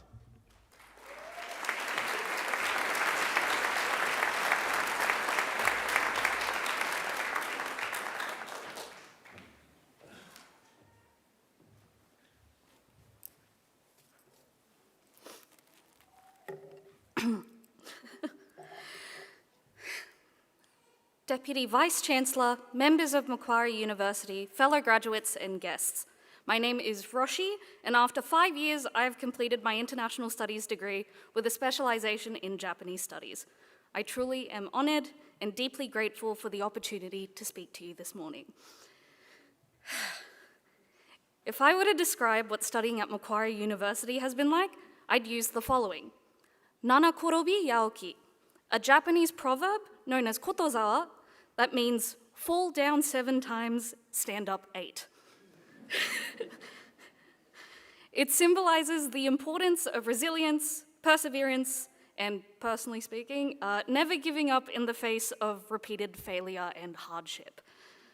Testament to this is an experience that may still feel fresh for many in the room, the COVID-19 pandemic. A period of tremendous upheaval in our lives where we had to work and/or study from home, or were forced to stop from doing one or even both of those things. And we all were just meant to deal with it, just survive like that. A more personal example would be how during that first lockdown in 2020, just as I had began my first year studying here, I was diagnosed with cancer. I was fortunate enough that treatment and surgery were, theoretically speaking, straightforward, and that studying online wasn't impossible as I feared it would be. It was lonely though, and it felt like because of my new physical and mental limitations, I wasn't doing enough fast enough. I was a full-time student only capable of taking on 1 to 3 units a semester, and finding work that can acknowledge and facilitate my medical circumstances remains challenging even now. I've watched friends that I had tried to make in my first year graduate before me, find work before me, and even get married before me. But thanks to some amazing people in my life, I've learned to not be ashamed of taking things at my own pace, and I've stopped feeling like I've fallen behind. So, thank you, Mum, for listening to me agonize over Japanese verb conjugations for the better part of my entire degree, and then watch me write a speech about how much I loved the challenge. I didn't. I still don't. Thank you. Thank you, Rani, my big sister, for letting me hijack the auxiliary cable in your car so we can listen to yet another song I have sung and will post on YouTube anyway. I owe you at least 2 char times for your, albeit begrudging, eventual compliance. And finally, thank you to my dad for being my biggest and only investor in my Pokemon card collection. I look forward to your generous donations in the future. I think he just rolled his eyes. To my family, I love each of you this much. On a more serious note, to Shavarin Sensei, Bordane Sensei, Nakazawa Sensei, and West Sensei, thank you so much for being, for being untiring advocates of me and my interests, and for being so compassionate and patient and fair to me, regardless of how surgery and treatment have affected me. You all have taught me to celebrate my small victories and, most importantly, you've helped me believe that my aspirations will always matter. Whereas my own doctors believed that deferring and or discontinuing my studies was the better choice, or the easier one. However, I hope you all realize it will now be next to impossible to get rid of me. In fact, my next goal is postgrad, so I'll see you all next semester, hopefully. If there's anything I'd love for you all to take from what I've said today, it's that milestones aren't a one-size-fits-all. They shouldn't be measured by when the world says we should arrive. All of that should be up to you. Never feel ashamed for having to take detours or pit stops during your journeys. Instead, take pride in how far you have come and have faith in how far you can go. Also, know that there will always be people cheering you on, and remember to let them know how much their support means to you. Our achievements are as much theirs as they're ours. So really, congratulations to everyone here today. I wish you all the best for your health and happiness for the rest of your lives. Now that I am cancer-free as of May this year, I cannot wait to live as much life as I possibly can. Thank you.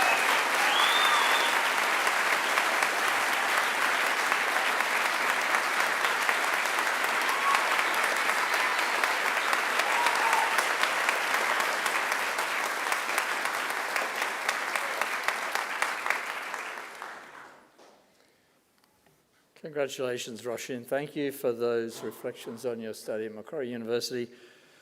You certainly reminded, I think, everybody here about their own experiences. So let's join me and congratulate her again.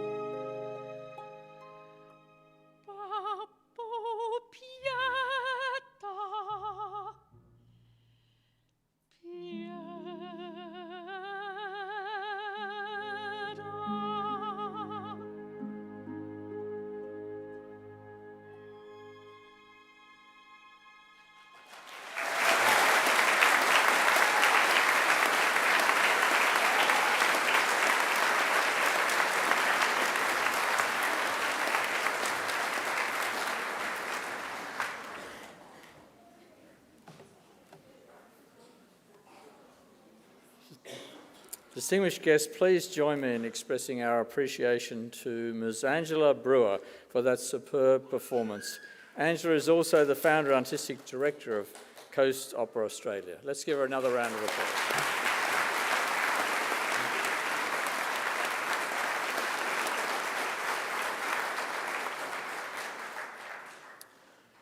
Now, please also join me in thanking our musicians. On the organ, Heather Mowen-Boyd, and on the trumpet, Melanie McLaughlin.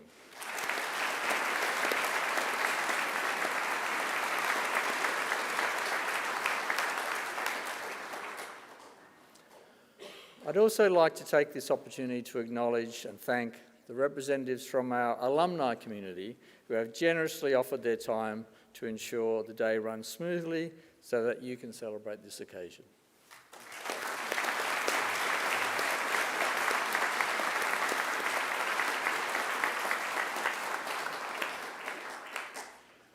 And finally, please join me in thanking our technical staff who ensure that the proceedings can be seen and heard, not just for all of you here, but for those watching this event on our live stream. Please thank them.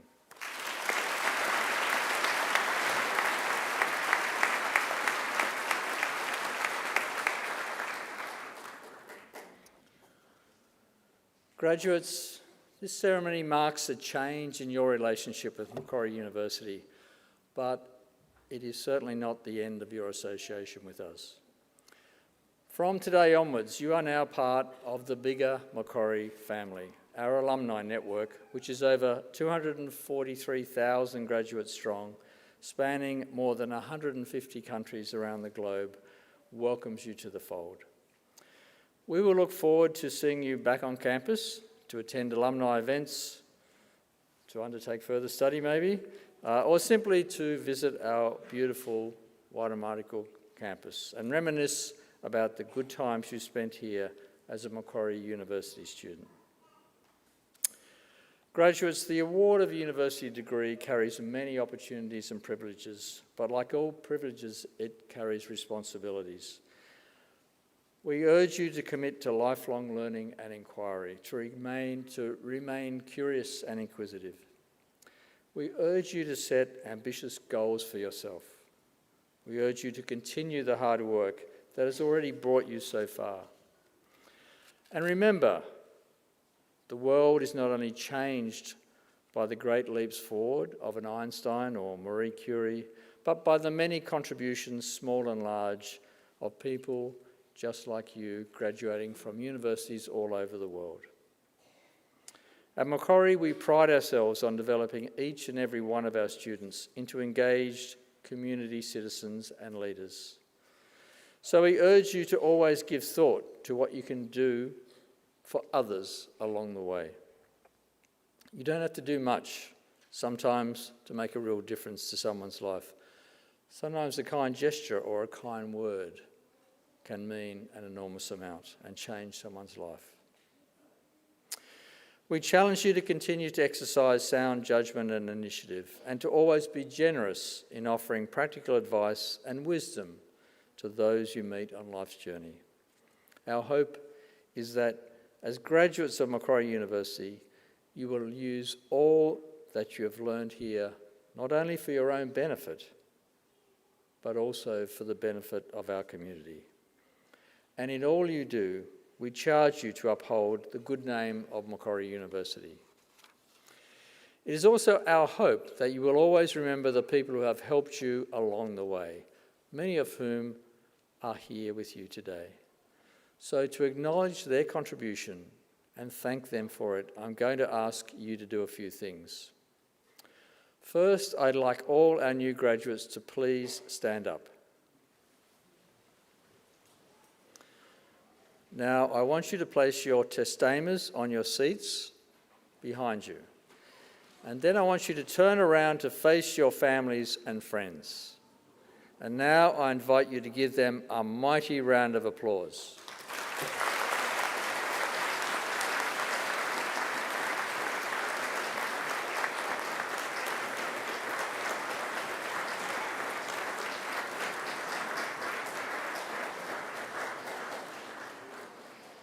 You can turn around now, but don't just sit down yet. Here on the dais are representatives of our academic staff who have supported you throughout the journey. Please join me in thanking them.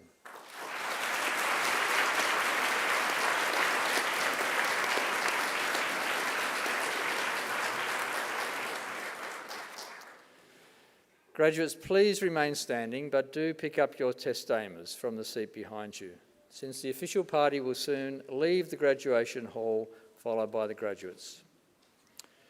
As we do, our organist will play the traditional recessional music of graduation, which has been played at ceremonies like this over the centuries. There is an age-old set of Latin lyrics which begins as Gaudeamus igitur. In translation, this graduation exit song starts out, "Therefore let us rejoice, we will always be young." The song speaks in a whimsical way of youth and old age at the very same time, of the brevity of life, the inevitability of death, of state and city, and of happiness. Again, to our newest graduates of Macquarie University, my warmest congratulations and every best wish for futures filled with success, satisfaction, and most importantly, happiness. Now, might I ask everyone to please stand. Shortly, I will lead the official party out to be followed by the graduates. I then invite you to follow our graduates out to the graduation hall and enjoy some light refreshments. In closing today's wonderful celebration of your achievements, I say again, Gaudeamus igitur, therefore let us rejoice.